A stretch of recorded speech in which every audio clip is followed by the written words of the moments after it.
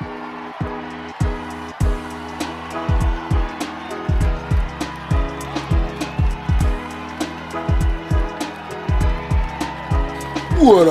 up, New York Giant Nation? It's your boy, MacDaGiantsFan. Welcome y'all back to the Week 10 edition of the True Blue Preview. The New York Football Giants traveling down to Dallas to take on their rivals, the Dallas Cowboys. Let's get right to it, man. New York Giants are the biggest underdogs of this season in this upcoming matchup. Right now, the line is currently sitting at 16.5. That might even be being a little bit generous, honestly. Let's just keep it real. This New York Giant team is an absolute disarray. It's an absolute mess. And I don't think a lot of people are giving the New York Giants much of a chance in this one. And let's face it, why should anybody be giving the New York Giants much of a chance in this matchup? Obviously, we get the news last week. Daniel Jones is officially out for the season with a torn ACL now. So Tyrod Taylor is still on IR as well. It's the Tommy DeVito era now, man. Let's see what this kid's got. He's had a 4 week of practice, knowing he was going to be the starter, practicing with the ones and whatnot. So we'll see if that has any difference on his performance this week against the vaunted Dallas Cowboy defense. It's a tough place to get your first start at, kid. But good luck to you, Mr. DeVito, man. And we'll see what happens. But I think expectations need to be seriously tempered. In the event that DeVito goes down in this one, Matt Barkley will be the backup. Matt Barkley was just signed about a week ago to this New York Giant team, and that's where we are right now with the quarterback situation. Offensive line situation, once again, also still a complete mess. Still a complete mess. Not really certain about the status of Evan Neal for this upcoming game. And, Andrew Thomas is still working his way back, obviously. I mean, he played last week, but still kind of was a shell of himself out there. Maybe he'll be a little bit more ready to go this week. Get a little bit more of the Andrew Thomas we all know and love, man, out there. As far as what to really expect in this football game, I don't expect much offensively. This offense is inept, period, point blank, period. I don't see what you could think this offense is going to go down to Dallas and do on Sunday, but I'd expect pretty much nothing to be done by this offense against this Dallas Cowboy defense. We go back and revisit week 1 when we did have our starters out there against this same Dallas Cowboy football team, and we know what the results of that was up at MetLife Stadium. It was an absolute disaster. 40-0 blowout at MetLife Stadium to open up the season on Sunday Night Football in week 1. And I'm not saying it's going to be quite like that again, but at the end of the day, I expect it to be something pretty similar. I think the only hope in this game is the defense can really, truly rise to the occasion, get after Dak, force some mistakes on Dak Prescott, who, has a tendency to occasionally, if you can get to him, he can make some fatal errors.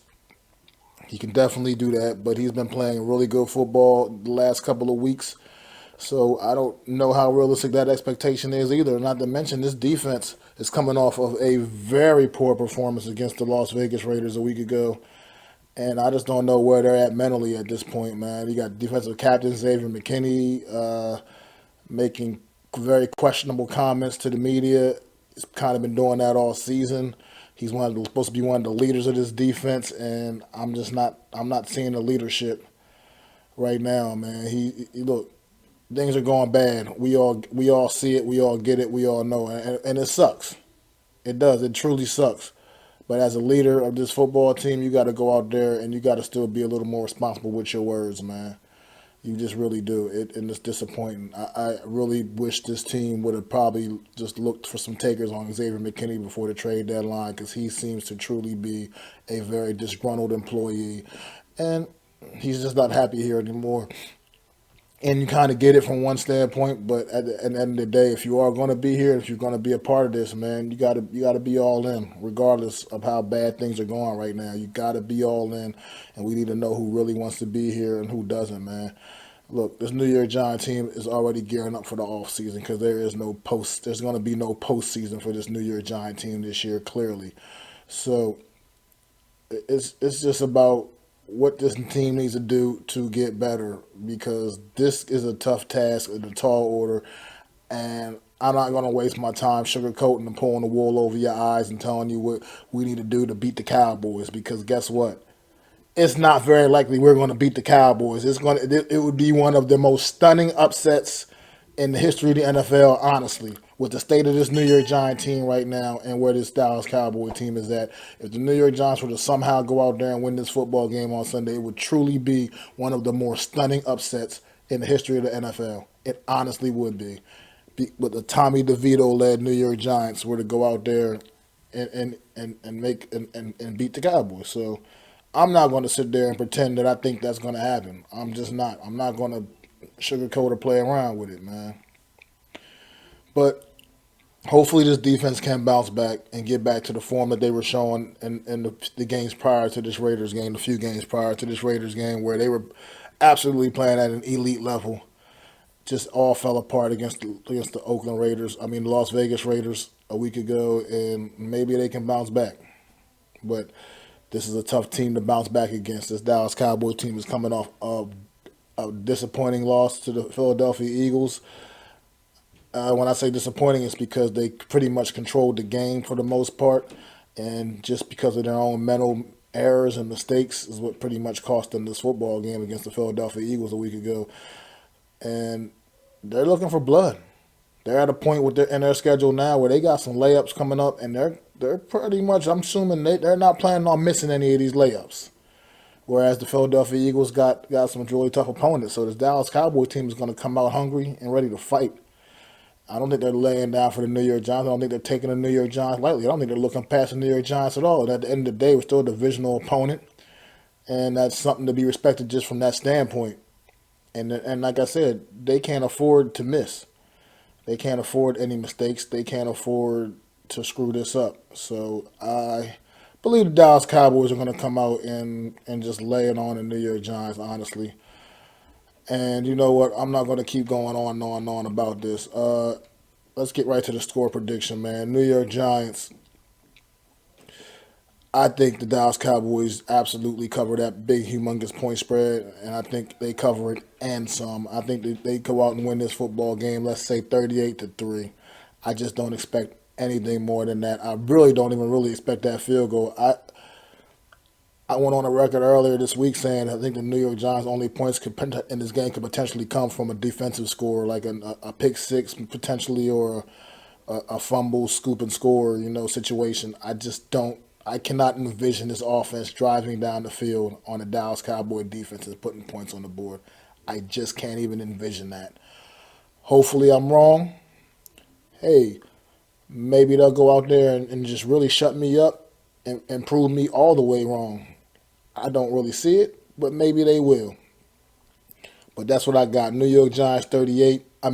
Dallas Cowboys 38, New York Giants 3.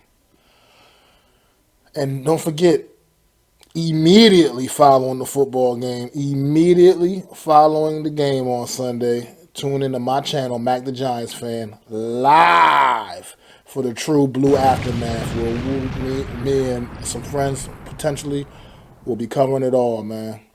We'll cover it all. We'll just talk about it, get it all off our chests, talk about how Tommy DeVito looked in his first career start.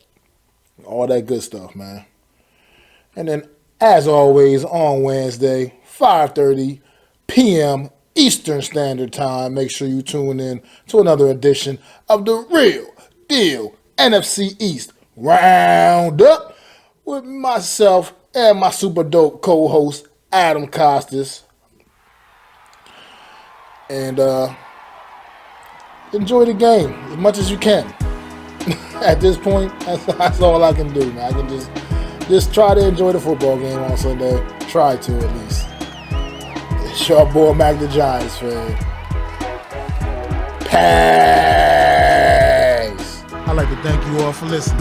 If you was feeling this, please take time to subscribe and smack them likes. Feel free to drop a comment and let me know what you think. Don't forget to ring that bell so you know when I'm dropping new content. It's your boy, MacDaGiantsFan. You can find me on Twitter, YouTube, and Facebook at MacDaGiantsFan. That's MacDa Giants Fan.